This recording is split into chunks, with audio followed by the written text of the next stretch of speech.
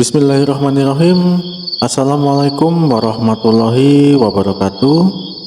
Apa kabar teman-teman dari channel Garuda Perang? Saya doakan ya semuanya tanpa terkecuali selalu dalam keadaan sehat, mudah dalam mencari rezeki, dan dipanjangkan umurnya ya. Amin amin amin amin ya rabbal alamin. Jadi hari ini saya akan membawakan cerita lanjutan dari episode kemarin ya. Tolong teman-teman jangan di skip ya, agar teman-teman tuh tidak bingung dengan alur ceritanya. Oke, tidak perlu lama-lama lagi, kita langsung ke ceritanya ya. Setelah prajurit itu lari tunggang langgang, mereka menyebar ke segala penjuru arah. Mereka tidak memperdulikan lagi nasib teman-temannya yang ada di belakang. Yang mereka perhatikan hanyalah keselamatan mereka masing-masing. Namun, entah bagaimana ceritanya, padahal mereka telah lari ke segala penjuru arah yang berbeda. Namun, mereka tiba-tiba kembali dan berkumpul di tempat semula di hadapan Ronggo Seto. Para prajurit itu pun merasa gentar di hadapan Ronggo Seto. Ditambah lagi, mereka sangat terkejut karena di belakang sosok Ronggo Seto berdiri harimau putih yang sangat besar sekali. Harimau itu membuka mulutnya, memamerkan taring-taring tajam yang ada di dalam mulutnya. Tanpa ada yang menyuruh, mereka pun lalu bersujud di bawah kaki Ronggo Seto memohon ampun agar nyawa mereka dilepaskan. Bahkan ada dari beberapa orang yang sampai terkencing-kencing karena merasa sangat ketakutan dengan sosok harimau yang ada di belakang Ronggo Seto. Melihat kejadian itu, Ronggo Seto pun tertawa terbahak-bahak sampai terdengar ke seluruh pelosok Gunung Argopuro.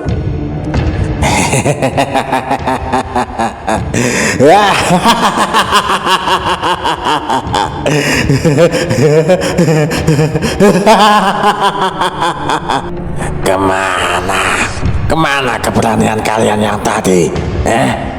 Yang katanya leherku mau diputus.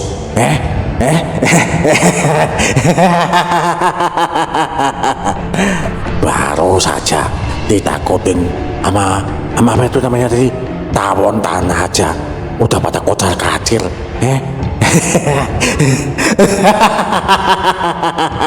Makanya kalau jadi orang itu jangan jumawa, ojo sombong, ojo rumongso,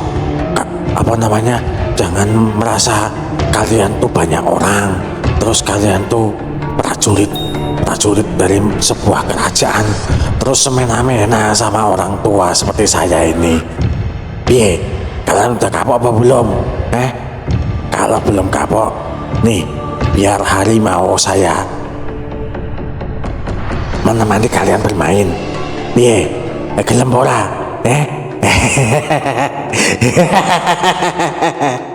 Ampun mbah, kami kapok mbah. Kami gak akan mengulangi kesalahan kami lagi mbah. Iya mbah, aku kapok mbah.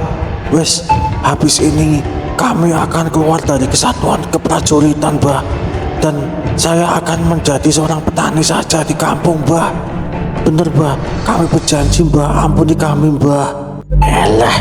Lawong prajurit kok mentalnya cuman kayak kerupuk, kena air dikit langsung melempem. Orangnya apa jenenge ngisi nih, memalukan kalian itu. Ampun mbah, kami memang buta mbah. Kami tidak mengetahui sosok Simbah. Ternyata Simbah itu pendekar yang sangat sakti mandraguna mbah. Kalau dari awal kami tahu kami tidak akan berani bertindak kurang ajar, Mbah. Ya wes. Aku ki yo dudu apa jenenge tukang jagal sing apa jenengane mateni wong sak gelemku dhewe yo ora ngono kuwi. Aku mung ngene, aku ki luwih percaya wong mati ketimbang cangkeme wong-wong sing kaya kowe kuwi. Aku wedine engko kowe tak colke, ayo terus kowe malah ajak bola-bolamu mrene.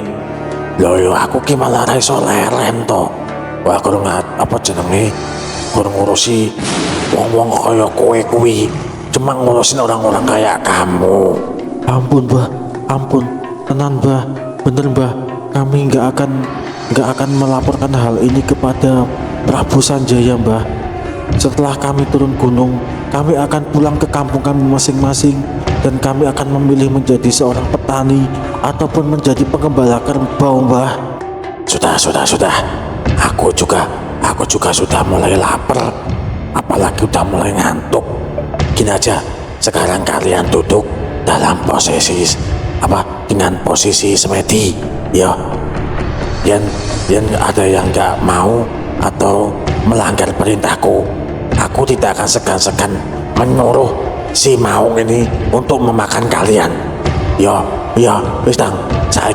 Sekarang kalian cepat pada duduk dengan posisi semedi, biar aku juga cepat selesai, ya. Seketika prajurit-prajurit itu pun menuruti perintah dari Ronggo Seto. Mereka pun duduk dengan posisi bersila layaknya seorang yang sedang bersemedi. Ketika semua prajurit itu dalam posisi bersemedi, Ronggo Seto pun merapalkan mantra Komat Kamit, yang mana mantra itu berguna untuk menghilangkan ingatan dari para prajurit itu.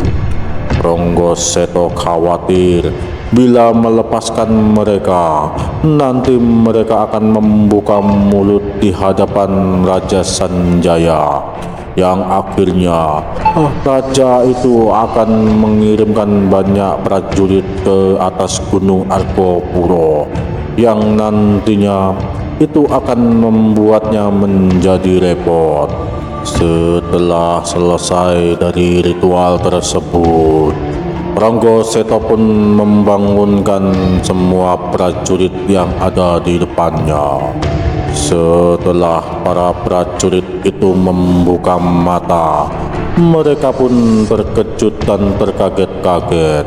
Mereka merasa bingung bagaimana mereka bisa berada di tengah hutan belantara. Mereka tidak mengingat sama sekali kejadian yang baru saja terjadi. Ketika para prajurit itu sedang dalam kebingungan, sosok Ronggo Seto dan Maung sudah menghilang entah kemana. Maung, ojo banter-banter mayungmu, jangan kenceng-kenceng. Wala boyokku iki lho, aku ki wis tuwek, lho kok malah mbok playoke banter ram. Kowe rasa wedi, wong-wong kae bakal ngoyak awake dhewe. Orang-orang itu sudah pada linglung. Sekarang kamu belok lari arah ke barat daya. Di sana ada gua yang masih sangat masih sangat alami. Kita istirahat di sana dulu, Maung. Nanti kalau sudah sampai gua itu, kita akan menyelamatkan nyawa wanita ini dulu. Kita obati dulu, ya. Tapi aku kok udah itu ya, Maung ya. Apa jenenge? Udah lapar sekali. Nanti kalau aku sudah nyampe gua dan sudah mau mengobati wanita ini, kamu keluar sendiri ya. Kamu cari hewan buruan untuk kita bakar dan kita makan malam ini. Yo, berapa ya mau yo? Kowe lunga dhewe yo. Tidak berselang lama, Ronggo Seto dan Maung Petak telah tiba di depan mulut gua. Gua itu terkesan sangat angker terlihat telah lama tidak disambangi oleh manusia. Namun, seangker apapun tempat yang disambangi oleh Ronggo Seto, dia tidak pernah merasa takut ataupun gentar. Bahkan, bila memang ada sosok penunggu gaib yang ada di tempat itu, ketika melihat sosok Ronggo Seto mendekat, merekalah yang akan lari kocar-kacir karena mereka merasakan efek energi yang sangat besar dari dalam tubuh Ronggo Seto. Setelah mencapai depan gua, Ronggo Seto pun turun dari punggung Maung Petak. Lalu Ronggo Seto meletakkan tangannya di depan kepalanya. Entah bagaimana, secara goib muncul sebuah pedang hitam di tangannya. Gagang pedang itu bergambar kepala naga, dan bilah pedangnya berwarna hitam legam. Tidak seperti pedang-pedang pada umumnya yang dipakai oleh para pendekar. Lalu tangan Ronggo Seto pun mengayunkan pedang itu ke kanan dan ke kiri. Sungguh ajaib. Ranting-ranting dan sulur-sulur yang menutupi mulut gua itu pun bersih berserakan. Setelah Ronggo Seto membersihkan mulut gua itu, lalu ia pun membantu turun wanita yang sedang menggendong bayi. Nyai, ayo turun. Kita istirahat dulu di dalam gua itu ya. Nanti aku akan mengobati luka-lukamu supaya kamu tidak kesakitan lagi. Lalu wanita itu pun melangkah masuk mengikuti Ronggo Seto. Setelah berada di dalam gua, wanita itu pun duduk di atas sebuah batu. Lalu bayi yang ada di gendongannya ia letakkan di atas pangkuannya, sambil ia pun menangis terseduh-seduh. Walang ger cah bagus, nelongso temen uripmu ger. Belum ada 7 hari umurmu, kamu telah terpisah jauh dari orang tuamu ger. Ayahmu tidak tahu di mana keberadaannya, sedangkan ibumu dikurung dalam keputren layaknya seorang tahanan oleh kakekmu sendiri, Prabu Sanjoyo. Bahkan kakekmu sendiri, demi menutupi rasa malu, ia tega menyuruh prajurit untuk membunuhmu ger.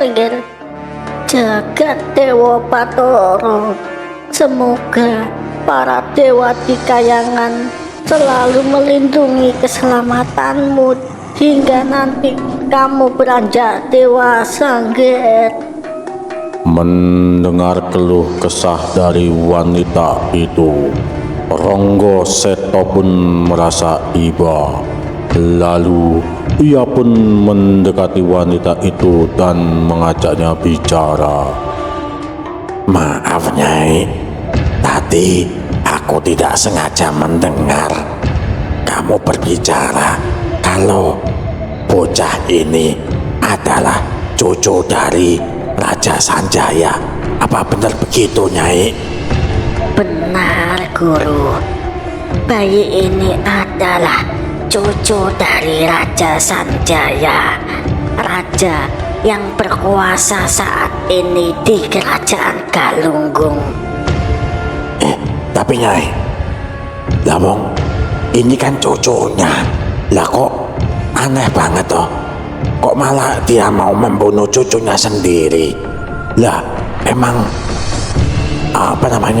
bayi ini tuh dia salah apa Nyai? Sebenarnya bayi ini tidaklah salah apa-apa Guru, tapi orang tuanya lah yang telah membuat malu Raja Sanjaya. Dulu Dewi Sekartaji, dia telah dijodohkan dengan pangeran dari Tegal Arum. Namun karena sang Dewi tidak menyukai pangeran itu, lalu ia pun kabur pergi meninggalkan istana. Setelah 2 tahun ia pergi meninggalkan istana, ketika ia kembali, perutnya telah membesar. Dia telah mengandung bayi ini, Guru. Karena itulah Raja Sanjaya merasa sangat malu. Karena itulah ia tega menyuruh para prajurit untuk membunuh bayi yang tidak bersalah ini, Guru.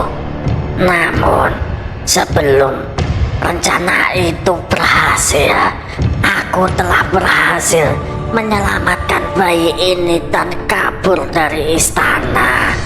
Berhari-hari aku berjalan tiada henti, namun para prajurit itu tidak mengenal rasa lelah. Mereka terus saja mengejarku hingga akhirnya aku bertemu dengan Guru. Walah, ternyata seperti itu toh. Tapi seharusnya apapun yang sudah terjadi, mungkin itu adalah ketentuan yang sudah ditetapkan oleh para dewa.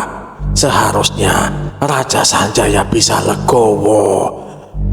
Bukan berarti karena itu telah membuatnya malu, hingga ia tega untuk menyuruh para prajurit untuk melenyapkan cucunya sendiri. Iyalah, apa iki wis jaman edan to, Nyai. Guru, aku merasa umurku tidak panjang lagi. Aku merasa tubuhku sudah sangat lemah. Aku memohon kepada Guru agar mau merawat dan menjaga bayi ini, Guru. Nyai, kowe aja ngomong ngawur.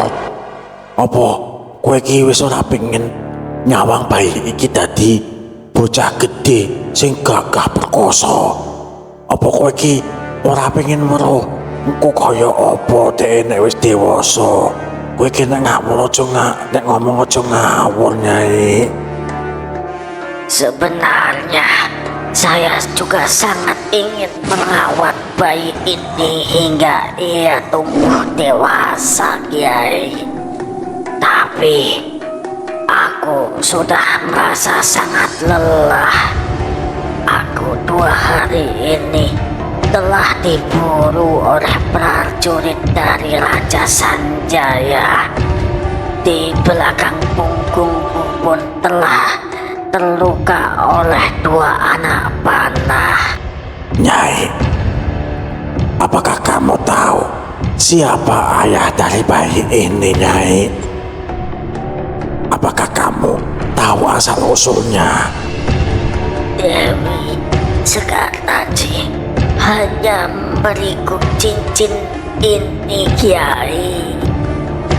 Kata sang Dewi, kelak bila anak ini dewasa, kelak ia akan bertemu dengan ayahnya. Ketika anak ini memakai cincin ini, dia akan diarahkan menuju ke tempat ayahnya berada. Wanita itu telah menghembuskan nafas terakhirnya. Dengan posisi bayi itu masih berada di pangkuan wanita itu, lalu Ronggo Seto pun segera menggendong bayi yang ada di pangkuan wanita tersebut. Lalu ia pun mengambil cincin bermata biru yang tadi ditunjukkan oleh wanita tersebut.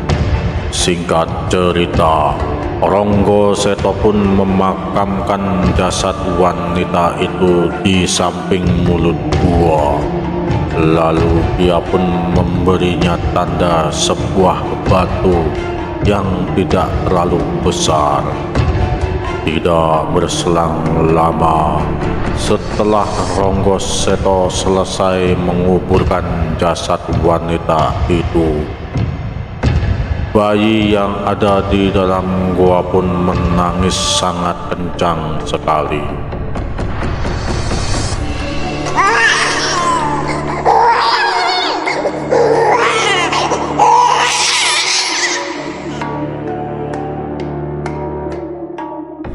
Kebingunganlah Ronggo Seto menghadapi bayi itu.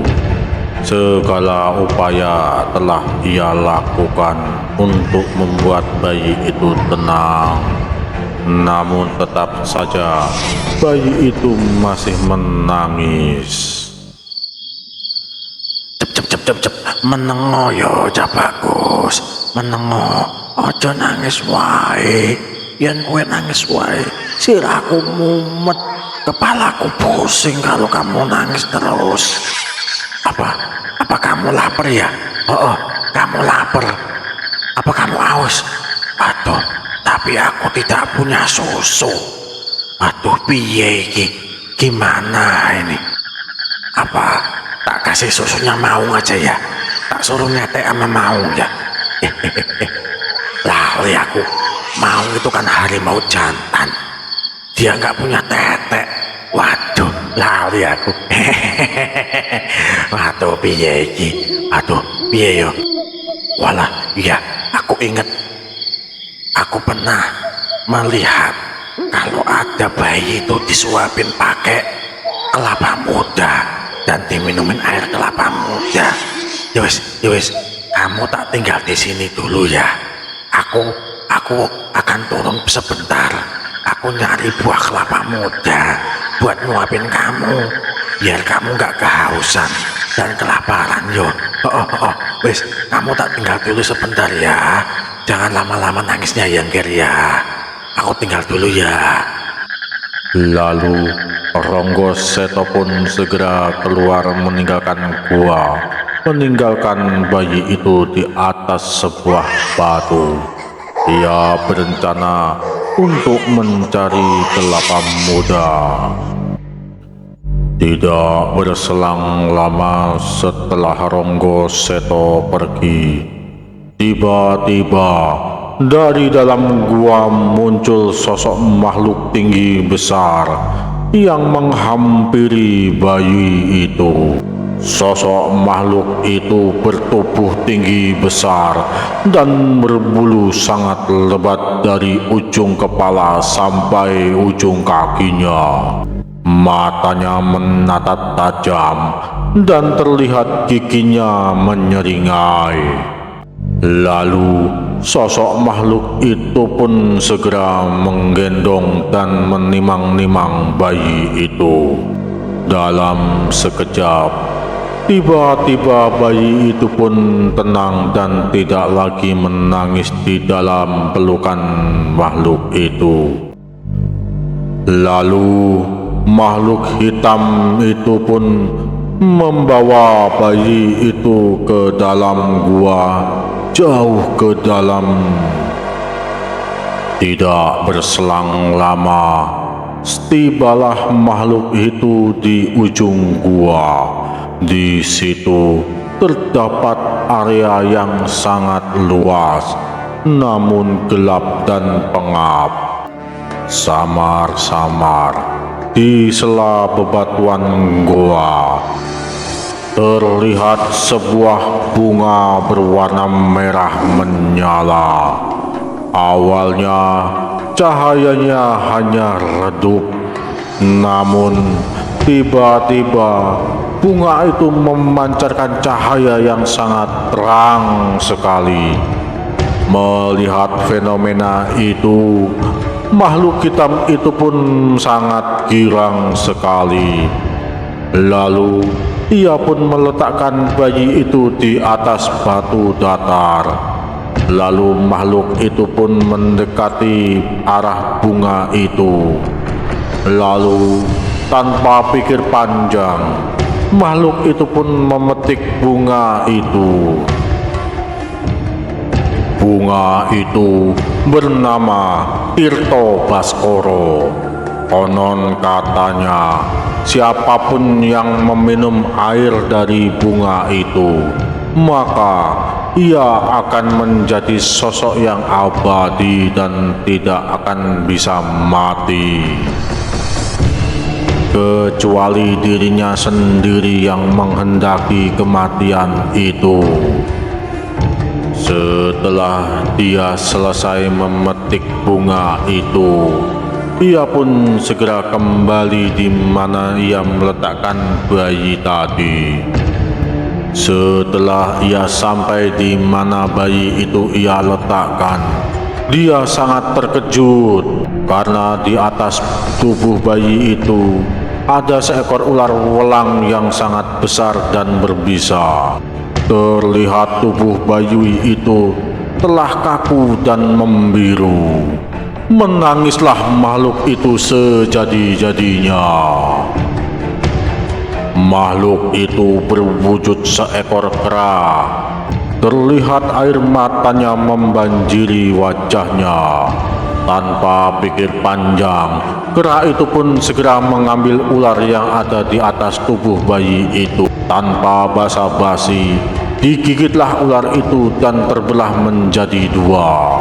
Setelah ular itu dipastikan telah mati, kera itu pun segera mengambil tubuh bayi itu dan menggendongnya. Tanpa berpikir panjang lagi, ia pun segera meremas bunga Tirta Bagaskoro yang ada di tangan kanannya dan meneteskan air yang keluar dari bunga itu ke dalam mulut bayi tersebut. Dan keajaiban pun terjadi. Alhamdulillah, saya ucapkan terima kasih kepada teman-teman dari channel Garuda Perang yang sudah setia mendengarkan video ini sampai akhir ya. Episode kedua hari ini saya akhiri sampai di sini ya. Yang baru datang jangan lupa untuk subscribe dan nyalakan lonceng agar tidak ketinggalan video berikutnya ya. Bila ada kritik dan saran, silakan tinggalkan pesan di kolom komentar. Saya akhiri, Assalamualaikum warahmatullahi wabarakatuh. Rahayu, rahayu, rahayu.